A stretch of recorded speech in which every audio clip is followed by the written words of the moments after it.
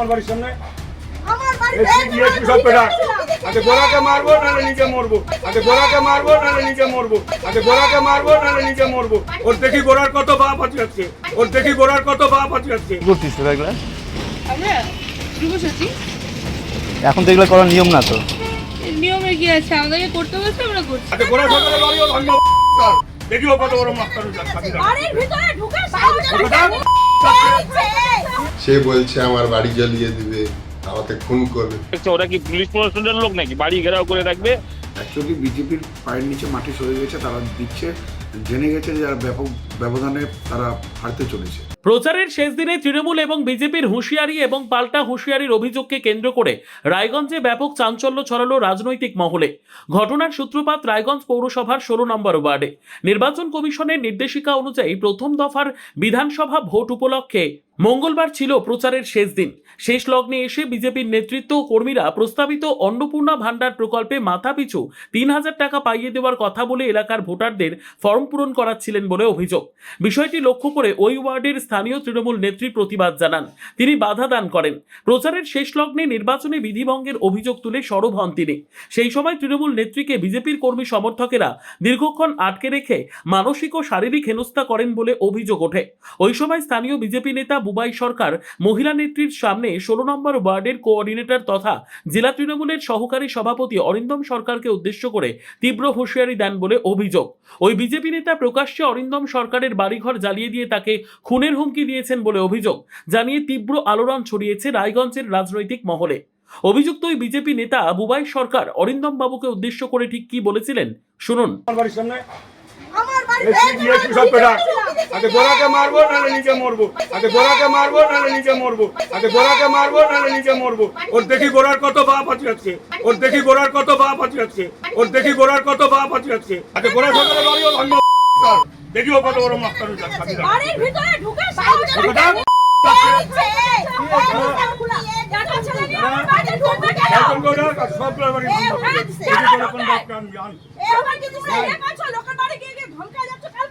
প্রত্যেক বাড়ি থেকে ধমকাইছে, গোড়া সকালে কেসও করা হয়েছে। তারা নিতাই বাড়ি থেকে ধমকাইছে কালকে, ওই ওয়ার্ডের গোড়ার নাকি এই ওয়ার্ড আসবে, ওটা ব্যবস্থা আমি করতেছি। শোনা ওকে, আমরা চুপচাপ থাকি যে প্রচার কর, তোরা তোদের মধ্যে আমরা কিছু বলি না। টাকা ধান নিতে এই নিতে তুই আসছিস আমার বাড়িতে। আজকে যদি তোর নামে রিপোর্ট হয়েছে বাড়িতে দিতে আমার ক্যামেরায় সব আছে, করবো তো। কেন কেন কিসের ফর্ম, কিসের ফর্ম? তোর মূর্খ নাকি? কিসের ফর্ম? হ্যাঁ কি এটা কিসের ফর্ম? ডাক তুই প্রশাসনকে, মূর্খ দেখে তো মূর্খ আছিস। হ্যাঁ তো মূর্খ কিসের?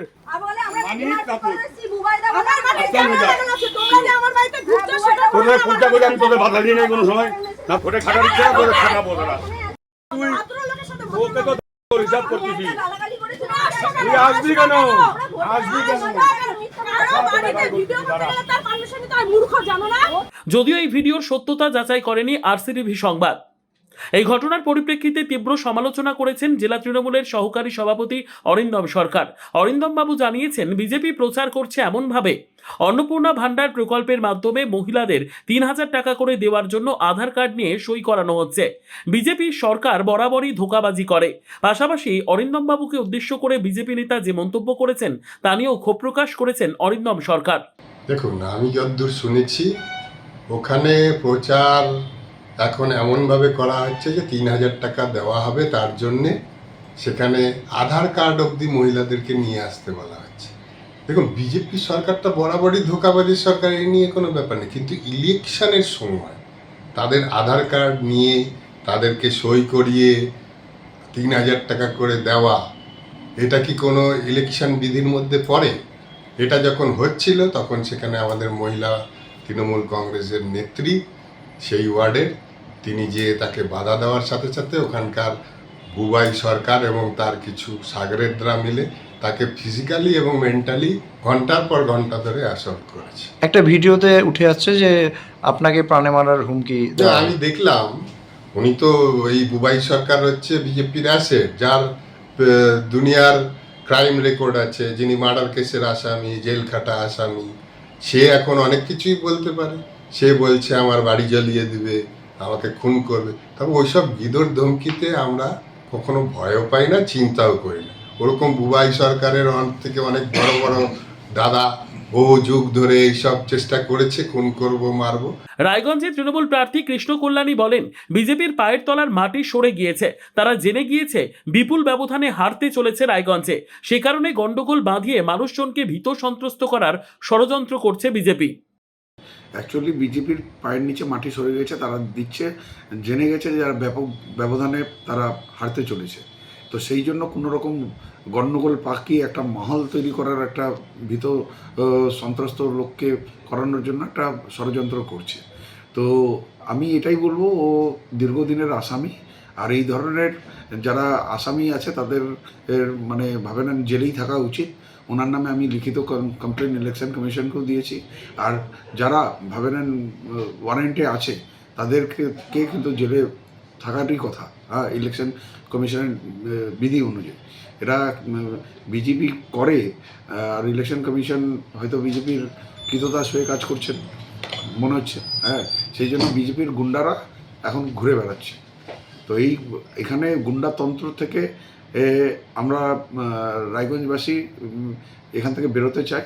সেই জন্য আমি পুলিশ প্রশাসনের কাছে আমি অনুরোধ করব, এই ধরনের যারা সারেআম মানে ওপেন মার্কেটে বলছে আমি বাড়ি জ্বালিয়ে দেবো, আমি খুন করে দেবো, তারা এখন সমাজের মধ্যে কেন দাঁড়িয়ে আছে? তাদেরকে তো ইমিডিয়েটলি অ্যারেস্ট করা উচিত।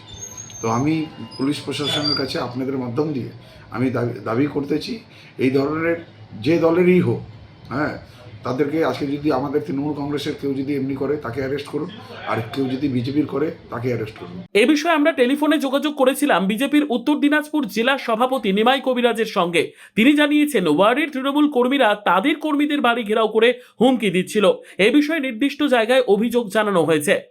আমার কার্যকর্তার বাড়ি ঘেরাও করে নিয়ে এখানে কার্যকর্তার বাড়িতে হুমকি দিয়ে চতুর্দিকে গাড়ি ঘেরাও করে রাখছে। ওরা কি পুলিশ প্রশাসনের লোক নাকি বাড়ি ঘেরাও করে রাখবে? ওরা তো আমার কার্যকর্তাদের বাড়ি ঘেরাও করে রাখছিল। তারপর পুলিশ যায় সেটাকে তাদেরকে ধরে নিয়ে এসছে। পুলিশ কাকে ধরে নিয়ে এসছে? পুলিশ তো ওখানে তুলে নিয়ে এসছে তো একজনকে। কাকে সে আইনে আবার ছেড়েও দিয়ে ওরা বিজেপির কার্যকর্তাদের বাড়ি ঘেরাও করে রাখছে, ভয় ভীতি দেখাচ্ছিল। সেখানে প্রশাসনকে জানানোর পর প্রশাসন যায়, ওইখানে যখন যায় তখন সবাই বেগে এসছে। একজনকে হাতে পেয়েছিল, তাদেরকে তুলে নিয়ে এসেছিল, নিয়ে এসে তাকে আবার ছেড়েও দিয়েছে। আর এর জন্য আমরাও ভারতীয় জনতা পার্টির পক্ষ থেকে অভিযোগ করা হয়েছে নাম ধরে। RCTV সংবাদ, রায়গঞ্জ।